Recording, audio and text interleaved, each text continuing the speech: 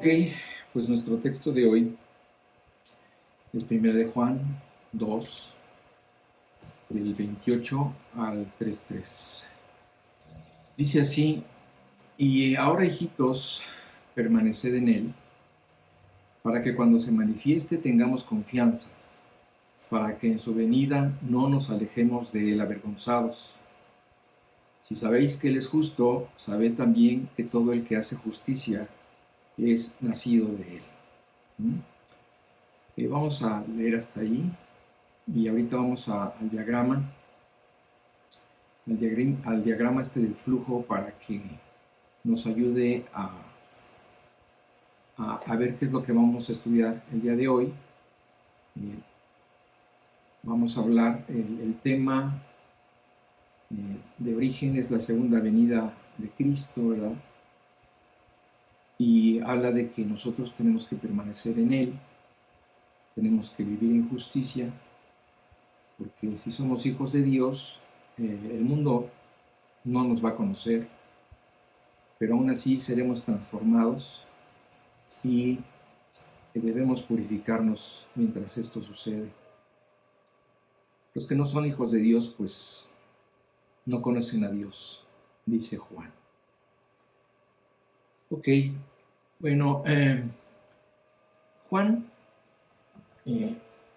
anteriormente nos habló de los sucesos negativos que tendrán lugar durante la era cristiana, la cual estará asediada por anticristos y falsos maestros, ¿verdad? Llenos de pensamientos perversos, herejías. Y el final de esta era cristiana, ¿verdad?, culminará con la aparición del anticristo, como nos lo recuerda también Pablo en 2 Timoteo 4, versículos 3 y 4. Voy a leer la Nueva Traducción Viviente, donde dice así: llegará el tiempo en que la gente no escuchará más la sólida y sana enseñanza. Es decir, la sana y la sólida enseñanza en los últimos tiempos estará comprometida, estará nublada. Y dice: entonces seguirán sus propios deseos y buscarán maestros que les digan lo que sus oídos mueren por oír. La semana pasada veíamos, ¿verdad?, que esta es la tendencia de aquellas personas que no tienen la intención de sujetarse completamente a todas las enseñanzas de la Biblia, sino que algunas enseñanzas les gustan, entonces las retienen, otras no les gustan y las desechan. Entonces esta va a ser la tendencia final, ¿verdad?, que la gente va a oír lo que quiere oír. Y dice que rechazarán la verdad e irán tras de mitos. Entonces, este es el peligro, este es el gran peligro que encierra el hecho de no ceñirse completamente a toda la enseñanza de la Biblia. Por esta razón, Juan alienta a los creyentes a permanecer firmes en sus creencias, ¿verdad?, y en la fe en el Señor Jesucristo. ¿Por qué? Pues precisamente para no ser movidos de nuestra forma de pensar. La única forma de no ceder ante la corriente y la filosofía de este mundo será agarrándonos de la palabra de Dios. ¿Por qué? Bueno, todos estos ataques por parte de los emisarios del diablo, decíamos que serán nuestros compañeros durante toda nuestra vida. Un día, todos los anticristos y sus enseñanzas terminarán. Y el anticristo, per se, será destruido cuando Jesús regrese otra vez. Y es precisamente en este día, en el día del regreso de Cristo, en donde ahorita Juan quiere que dirijamos nuestros ojos. Es en este día donde Él quiere que asentemos nuestra confianza. Claro, algunos que no tienen esta visión ni esta esperanza, pues ese día los puede sorprender, ¿verdad? El día de la segunda venida de Cristo los puede sorprender. El día del arrebatamiento los puede sorprender. Quizás con un corazón en otras cosas, con la expectativa de asuntos del mundo, con anhelos diferentes, etc. Y dice Juan que cuando vean a Jesús se alejarán de él avergonzados. También segunda de Pedro 3:14 nos habla acerca de este tema. Y dice así: por lo cual, oh amados, estando en espera de estas cosas, procurad con diligencia ser hallados por él sin mancha e irreprensibles en paz. Entonces, mientras llega ese día, Juan nos hace dos recomendaciones para vivir bien y para mantenernos a la expectativa del regreso de Cristo. Y una de las primeras recomendaciones de Juan es permanecer en él. Esto es vivir en comunión continua con Jesús. De esta forma, tendremos presente todo el tiempo que un día Él vendrá. Y si nosotros tenemos en nuestra mente el hecho de que un día Jesús va a regresar, no nos tomará por sorpresa, porque ya sabíamos que iba a venir y solo lo estábamos esperando. Qué afortunados serán aquellos a los que les toque vivir ese evento, ¿verdad?, en que Jesús desde las nubes llame a su pueblo para reunirse con él. No sé a quién le tocará vivir esa experiencia, pero va a ser algo extraordinario porque ese tipo de personas no verán la muerte. Será la única clase de personas que no van a morir, porque de estar vivos serán arrebatados y vivos serán llevados al cielo. Acerca de lo que habíamos hablado de que todos vamos a morir algún día, este grupo de personas son la única excepción, porque de estar vivos pasarán a seguir vivos, pero al lado de Cristo si les toca el arrebatamiento. Los que estén pendientes y a la expectativa pues estarán llenos de valor y de confianza, ¿verdad? Estarán listos para acompañar a nuestro Señor al siguiente destino, que será la vida eterna. Esa es a la esperanza a la que hemos sido llamados a creer y que nos recuerda Pablo en Romanos 8, del 22 al 25. Porque sabemos que toda la creación gime a una, y a una está con dolores de parto hasta ahora. Y no solo ella, sino que también nosotros mismos, que tenemos las primicias del Espíritu, nosotros también gemimos dentro de nosotros mismos, esperando la adopción, la redención de nuestro cuerpo. Porque en esperanza fuimos salvos, pero la esperanza que se ve no es esperanza, porque lo que alguno ve, hay que esperarlo. Pero si esperamos lo que no vemos, con paciencia lo aguardamos. Entonces, la primera recomendación de Juan es permanecer en él. Y la segunda es vivir en justicia. Otra recomendación que Juan hace es vivir en justicia. Esta es la característica de un nacido de Cristo. Abogar por la justicia y vivir en justicia. El creyente no debe conformarse con tan solo confesar su fe, sino que además tiene que demostrarla.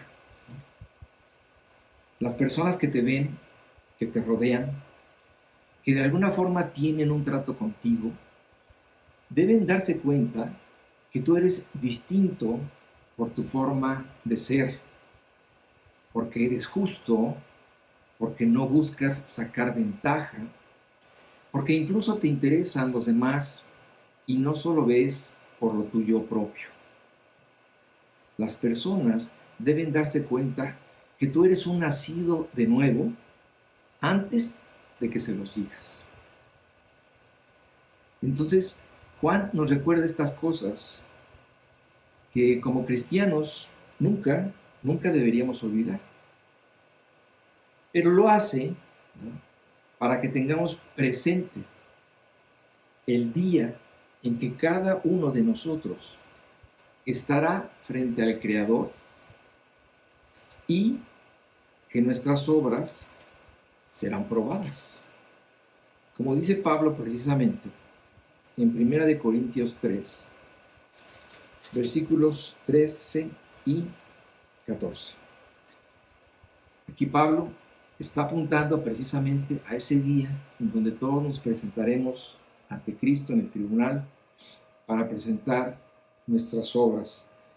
Y dice él que la obra de cada uno se hará manifiesta, porque el día la declarará, pues por el fuego será revelada, y la obra de cada uno cual sea, el fuego la aprobará. Si permaneciere la obra de alguno que sobreedificó, recibirá recompensa. ¿Ok? Entonces, esto es lo que dice Juan. Y ahora vayamos a los siguientes versículos. Ya en el capítulo 3 de Primera de Juan, vamos a leer del versículo 1 al 3. Y dice así: mirad cuál amor nos ha dado el Padre para que seamos llamados hijos de Dios. Por esto el mundo no nos conoce, porque no le conoció a Él. Amados, ahora somos hijos de Dios, y aún no se ha manifestado lo que hemos de ser, pero sabemos que cuando Él se manifieste, seremos semejantes a Él, porque le veremos tal como Él es. Y todo aquel que tiene esta esperanza en Él, se purifica a sí mismo, así como Él es puro. Entonces, mira, Juan quiere que reflexionemos específicamente en el amor de Dios. Mirad cuál amor nos ha dado el Padre. Es importante hacer esto porque, pues, todos los días estamos disponiendo del amor de Dios, lo usamos y lo hemos hecho parte de nuestras vidas. Cada día estamos recibiendo bendiciones y milagros, pero pocas veces pensamos que si estamos vivos, si tenemos ciertas comodidades, si tenemos la compañía de nuestros seres queridos, si tenemos vestido, techo y pan, si tenemos paz en nuestra patria, si tenemos trabajo, si tenemos salud, si tenemos esto y muchas cosas más, es porque el amor de Dios se ha extendido hacia nosotros. A veces olvidamos que el amor de Dios es un regalo. Dios no te lo está dando a cambio de nada. Si así fuera, no sería amor, sería un pago. Así que nosotros tenemos que disfrutar del amor de Dios que fluye hacia nosotros de mil formas, ¿no? Tantas que a veces no nos damos cuenta de que muchas veces las cosas que nos suceden, pues precisamente son producto de su amor. A veces perdemos de vista y no nos explicamos por qué somos tan bendecidos. Así que cuando lleguen a ti estas bendiciones, pues simplemente agradécelas y disfrútalas. Ahora, Juan también nos hace ver el amor de Dios con respecto a su obra salvífica, ¿no?, en todo lo que tuvo que hacer para que ahora tú puedas ser un hijo de Dios. Y esto, pues, no es poca cosa, ¿no? Esto nos debería llevar a recordar su amor hecho realidad en nuestra salvación. Porque cuando nos vio necesitados de salvación, hizo todo lo necesario para salvarnos. Y pensar en esto pues nos lleva irremediablemente a la cruz de Cristo y en todo el amor que nos demostró en ella. Y como dice Pablo, ¿verdad? Quizá sería una osadía humana que alguien pudiera dar su vida por alguien bueno, por alguien justo, por un ser amado. Pero el amor de Dios, ¿no?, tiene la característica de que fue derramado a favor de gente pecadora y distante como nosotros, que no habíamos hecho nada para merecerlo, sino todo lo contrario, ¿verdad? Como nos lo recuerda Pablo en Romanos 5, versículo 7 y 8. Dice así: ciertamente apenas morirá alguno por un justo. Con todo, pudiera ser que alguno osara morir por el bueno. Esto podría ser así como la conducta excelsa de algún humano que diera su vida por otro ser humano. Pero aquí Pablo hace el contraste, porque Jesús no murió ni por alguien bueno ni por alguien justo, sino el contrario. Dice: mas Dios muestra su amor para con nosotros, en que siendo aún pecadores, Cristo murió por nosotros. Entonces, esta es la característica del amor divino en el que deberíamos todos de meditar. Cuando nosotros meditamos en este amor, ¿verdad?, esto nos llevará no solo a ser agradecidos, sino también a ser humildes, a reconocer que todo lo que hemos recibido y todo lo que recibiremos en la eternidad no provino de nosotros, sino precisamente del amor de Dios hacia nosotros. Esta clase de amor, ¿verdad?, es un amor perfecto, que fue dado, como vimos, a los que no lo merecíamos, y nos fue dado precisamente a cambio de nada, y por eso se constituye en un amor único, irrepetible. Porque así es el amor de Dios. Veamos lo que dice Pablo acerca del amor en 1 Corintios 13, del 4 al 8. Y él dice, con respecto al amor, ¿verdad?, dice que el amor es sufrido, es benigno. El amor no tiene envidia. El amor no es jactancioso, no se envanece, no hace nada indebido, no busca lo suyo, no se irrita, no guarda rencor, no se goza de la injusticia, mas se goza de la verdad. Todo lo sufre, todo lo cree, todo lo espera, todo lo soporta. El amor nunca deja de ser. Juan reconoce que hablar de esto pues puede resultar extraño y ajeno para todo aquel que no conoce a Dios.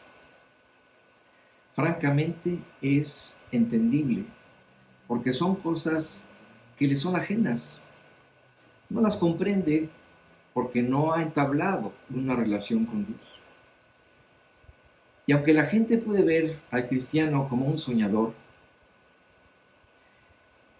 no puede hacerlo porque nuestra fe está puesta en un Dios real que de muchas formas se ha hecho real en nuestras vidas. Algo que pues es muy difícil de explicar, es más fácil de experimentar. Alguna vez alguien me preguntó qué era la fe, y yo le decía que la fe es como el helado de chocolate. Si tú tratas de explicar su textura y su sabor, no solo te tardarás mucho, sino que además no lograrás transmitir la sensación. Si quieres explicarle a alguien el sabor del helado de chocolate, dale a probar un helado de chocolate. La fe debe experimentarse para poderla valorar y para poderla disfrutar. Solo cuando tú conoces verdaderamente a Dios, puedes disfrutar de su compañía, de su guía, de su consuelo y de todas sus bendiciones. El mundo no nos conoce. Juan concluye diciendo, por esto el mundo no nos conoce, porque no le conoció a él. Entonces, exacto, esta es la razón por la cual el mundo no nos oye, no nos entiende, no nos sigue, no nos aprecia, nos ataca, nos critica y nos desprecia, porque no le conocen a él. Y así le pasó a Pablo, ¿recuerdas? Mientras él no conoció a Dios, ¿qué hizo? Persiguió a los cristianos, los metió a la cárcel, consintió su muerte, los despreció y los amenazó. Recordemos esto, porque precisamente de esto Pablo se lamenta y él recuerda precisamente el contraste que hubo en su vida, porque él fue un perseguidor y después fue un seguidor. Leamos esto en 1 Corintios 15, versículo 9 y 10. Pablo dice, porque yo soy el más pequeño de los apóstoles, que no soy digno de ser llamado apóstol, porque perseguí a la iglesia de Dios. Pero por la gracia de Dios soy lo que soy, y su gracia no ha sido en vano para conmigo. Antes he trabajado más que todos ellos, pero no yo, sino la gracia de Dios conmigo.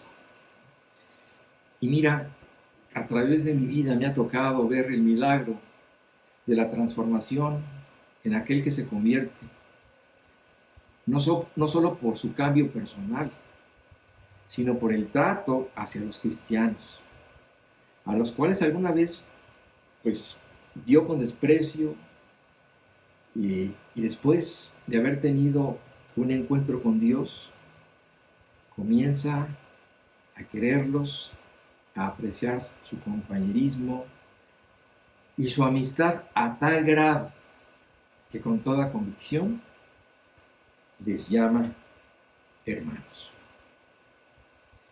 Bueno, dice el versículo 2 del capítulo 3 de 1 de Juan, amados, ahora somos hijos de Dios y aún no se ha manifestado lo que hemos de ser, pero sabemos que cuando Él se manifieste, seremos semejantes a Él porque le veremos tal como Él es.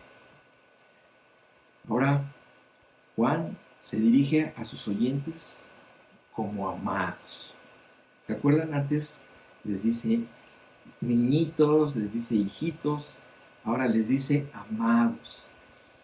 Y esta expresión me lleva a pensar en dos cosas. En que somos amados porque ha quedado demostrado que Dios nos ama. Y también porque el mismo Juan ha llegado a amar a sus hermanos, ¿verdad? Entonces, nosotros podemos también dirigirnos a nuestros hermanos en Cristo como amados, porque han llegado a ser amados en Cristo también para nosotros. Entonces Juan dice, amados, regocíjense por un momento conmigo, ¿verdad? Dice Juan. Celebremos juntos, porque ahora esta es nuestra nueva realidad. Alegrémonos porque ya no somos lo que éramos antes. Ahora somos hijos de Dios. Y Pablo pues nos recuerda, ¿verdad?, lo que éramos antes en Efesios 2, del 12 al 14. Y Pablo nos hace recordar cuando dice, en aquel tiempo, se refiere en aquel tiempo en que no conocíamos a Cristo, ¿verdad?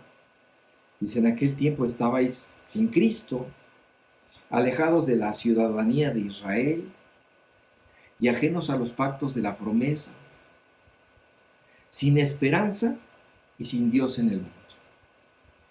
Dice, pero ahora, en Cristo Jesús, vosotros que en otro tiempo estabais lejos, habéis sido hechos cercanos por la sangre de Cristo, porque Él es nuestra paz. Entonces, Juan nos dice, amados, ahora somos hijos de Dios. Gocémonos en nuestra salvación.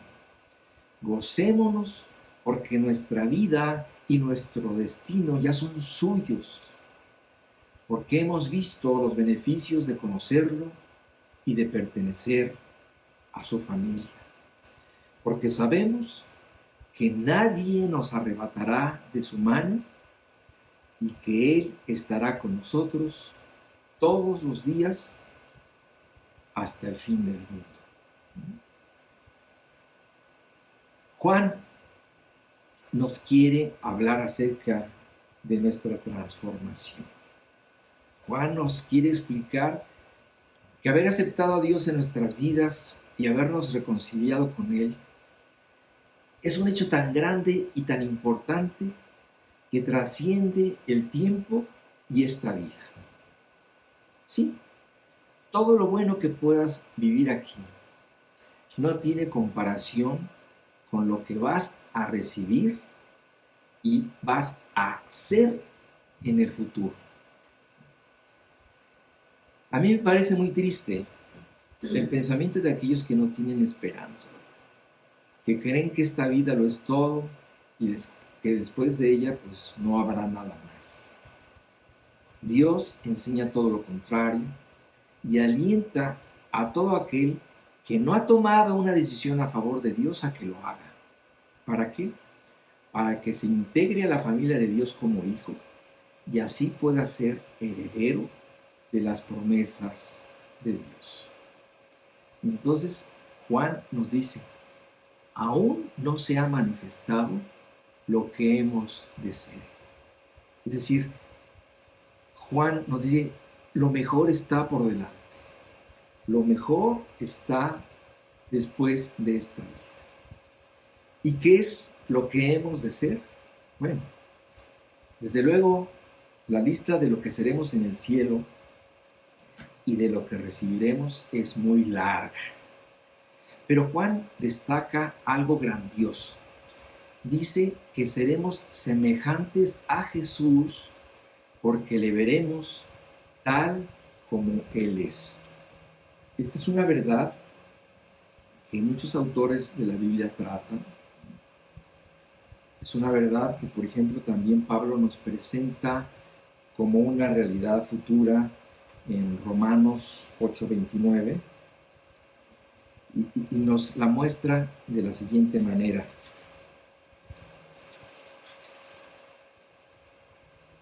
Dice, porque a los que antes conoció, también nos predestinó para que fuésemos hechos conformes a la imagen de su Hijo.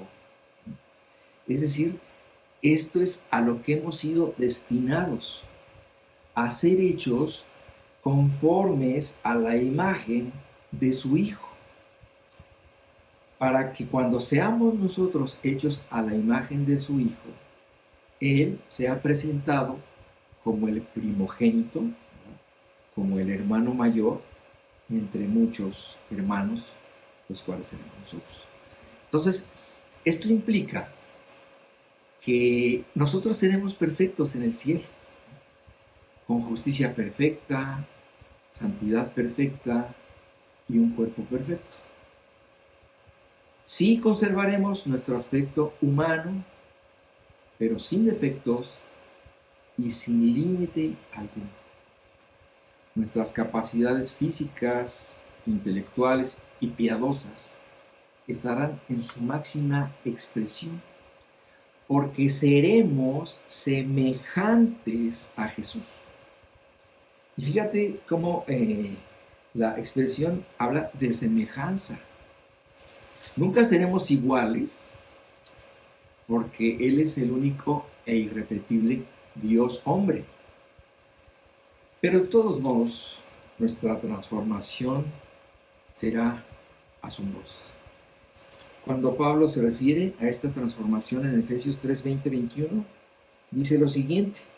Dice, y aquel que es poderoso para hacer todas las cosas, mucho más abundante de lo que pedimos o entendemos, según el poder que actúa en nosotros. Es decir, aquí Pablo está diciendo que la transformación va a ser llevada a cabo por parte de Dios. Y dice que Él es poderoso y que Él puede hacer las cosas mucho más abundantemente más grande de lo que pedimos o entendemos. Y dice, a Él sea la gloria en la iglesia en Cristo Jesús por todas las edades, por los siglos de los siglos. Amén.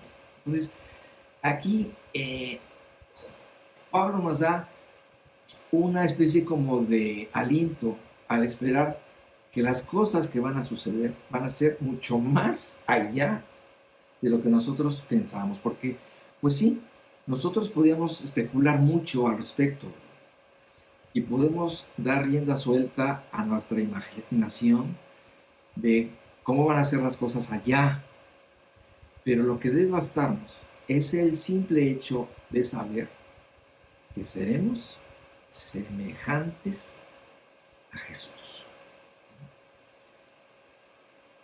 Otra cosa que nos hará distintos, ¿verdad? También será nuestra capacidad para tener comunión con Dios, la cual allá en el cielo pues no tendrá estorbos. Entraremos en una etapa hasta ahora desconocida con respecto a la comunión, con respecto al servicio y con respecto a la adoración a Dios, la cual allá pues será perfecta y pues, no entenderemos cómo serán estas cosas, ¿verdad? Pero este tipo de comunión, de servicio y adoración perfectas las practicaremos en el cielo junto con los ángeles y con los seres espirituales allá en el cielo. Como lo dice Juan, pero en el libro de Apocalipsis, en el capítulo 5, del versículo 11 al 14. Dice así, y miré y oí la voz de muchos ángeles alrededor del trono. Es decir, Juan aquí está describiendo una situación que él vio en el cielo. Y dice, y miré y oí la voz de muchos ángeles alrededor del trono y de los seres vivientes y de los ancianos. Y su número era millones de millones, que decían a gran voz, el Cordero que fue inmolado es digno de tomar el poder, las riquezas, la sabiduría, la fortaleza, la honra, la gloria y la alabanza. Y a todo lo creado que está en el cielo y sobre la tierra y debajo de la tierra y en el mar, y a todas las cosas que en ellos hay, oí decir, al que está sentado en el trono y al Cordero sea la alabanza, la honra, la gloria y el poder por los siglos de los siglos. Los 4 seres vivientes decían, amén, y los 24 ancianos se postraron sobre sus rostros y adoraron al que vive por los siglos de los siglos. O sea, aquí hay una visión de Juan que no entendemos cabalmente, pero nos da un flashazo de esta actividad en el cielo. Ahora dice Juan que nosotros recibiremos todo lo que Dios nos prometió y nos dice que esto será cuando Él se manifieste. Esto habla del momento cuando estemos ante la presencia de Jesús. Y Pablo le llama a este desprendimiento de nuestro cuerpo y de nuestra circunstancia terrenal, lo llama y le dice que esta será la libertad gloriosa, así lo dice en Romanos 8:21, y llama la libertad gloriosa de los hijos de Dios. Qué hermosa manera de describir este momento. Habla de la libertad, ¿verdad? Tendremos la libertad de pecado, libres de enfermedad, de dolor, de angustia, de miedo y muerte, ¿verdad? Será una libertad gloriosa. Entonces, esto será pues un descanso, una tranquilidad y un consuelo que realmente nunca llegamos a conocer en esta tierra. Ok, entonces un día estaremos allá, a donde realmente pertenecemos, con las personas que escogieron el mismo destino y con el Dios al que amamos desde que le conocimos. ¿Ok? Y para terminar, veamos lo que dice el versículo 3 de este capítulo. Dice, y todo aquel que tiene esta esperanza en él, todo esto de lo que hemos estado hablando, se purifica a sí mismo, así como él es puro. Entonces Juan dice, mira, si tú tienes esta esperanza, tú debes vivir de acuerdo a la grandeza de esta esperanza. Este llamado a vivir de acuerdo a esta esperanza no es para el ciego que no tiene esperanza ni Dios en el mundo, no es para aquel que solo vive para sí, para el momento, no es para aquel que no entiende a Dios ni lo conoce, no. El llamado es para el Hijo de Dios, para aquel que sabe cuáles son los mandatos y los pensamientos de Dios, para el que está familiarizado con lo que la Biblia enseña y lo cree. Fíjate cómo dice Pedro, en 1 Pedro 1, del 3 al 5, lo siguiente. Dice, bendito el Dios y Padre de nuestro Señor Jesucristo, que según su grande misericordia nos hizo renacer para una esperanza viva, por la resurrección de Jesucristo de los muertos, para una herencia incorruptible, incontaminada e inmarcesible, reservada en los cielos para vosotros, que sois guardados por el poder de Dios mediante la fe, para alcanzar la salvación que está preparada para ser manifestada en el tiempo postrero. Entonces, estas palabras de Juan, estas palabras de Pedro, que nos hablan acerca de la esperanza que tenemos y de lo que recibiremos en el cielo, nos hace precisamente vivir de acuerdo a ella. Y Juan es muy claro, ¿verdad? Dice, en virtud de esta esperanza en común, dice, todo aquel que tiene esta esperanza en él, se purifica a sí mismo, así como él es puro.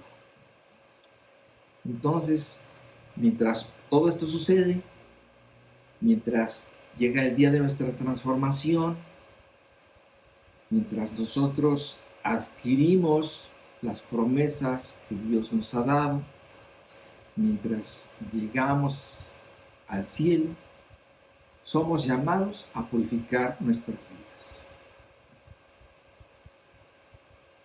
Y es aquí donde podemos entrar en el terreno de lo personal y de lo privado. Porque pues cada uno conoce su vida, ¿no?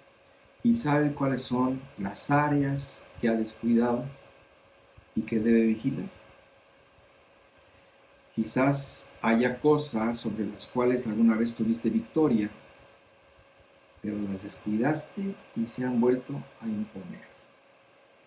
Tal vez haya otras áreas de tu vida que nunca has corregido y ahora es un buen tiempo para tratar con ellas. Nosotros debemos estar muy cautelosos, ¿verdad? Y tenemos que recordar que todos llevamos un embustero dentro de nosotros. Todos tenemos una antigua naturaleza. Y como dice Pablo, es un hombre viciado conforme a los deseos engañosos. Es decir, es un hombre que ya tiene vicios. Tanto tiempo ha estado viviendo mal que podemos decir que está enviciado. Fíjate cómo dice esto Pablo en Efesios 4:22. Y nos recuerda y nos dice, en cuanto a la pasada manera de vivir, despojaos del viejo hombre. ¿Por qué? Porque precisamente está viciado conforme a los deseos engañosos. ¿Okay? Entonces, el llamado es a ser puro, dice Juan, porque Él es puro. Ejemplo tenemos en Cristo Jesús. El ser como Él debe ser nuestro objetivo. Su vida es el blanco al que debemos dirigir nuestras flechas. No sé qué tan cerca podamos llegar, pero por lo menos, siendo un objetivo tan alto, pues nuestras flechas llegarán alto. El secreto de una vida pura consiste en obedecer. Cada vez que escuchas un estudio de la Biblia o la lees directamente, Dios habla a tu corazón por medio del Espíritu Santo que mora en ti. Y Él es un experto en poner el dedo en la llaga. Y cuando esto sucede, tú responderás de dos maneras. Ya sea reconociendo y corrigiendo, o simplemente dejando pasar el llamado. La obediencia es la clave. Es muy sencillo. Si Dios te dice que algo está mal en tu vida, déjalo y entonces avanzarás. Si resistes o ignoras el llamado de Dios, entonces te estancarás. Entonces, es verdad que la transformación final y total se llevará a cabo cuando lleguemos al cielo. Pero la transformación también comienza desde que nos convertimos. El creyente que obedece y cuida su vida, cada día se parecerá más a su Señor. Este hecho no solo hará de ti una mejor persona, sino que también hará que tu vida tenga una mayor y mejor comunión con Dios. Para terminar voy a leer este versículo que está en Romanos 12:2, que precisamente es un llamado a nuestra transformación mientras llega la transformación final. Y dice así en Romanos 12:2, no os conforméis a este siglo. O sea, recuerden que este siglo habla acerca de las creencias y las filosofías de este mundo.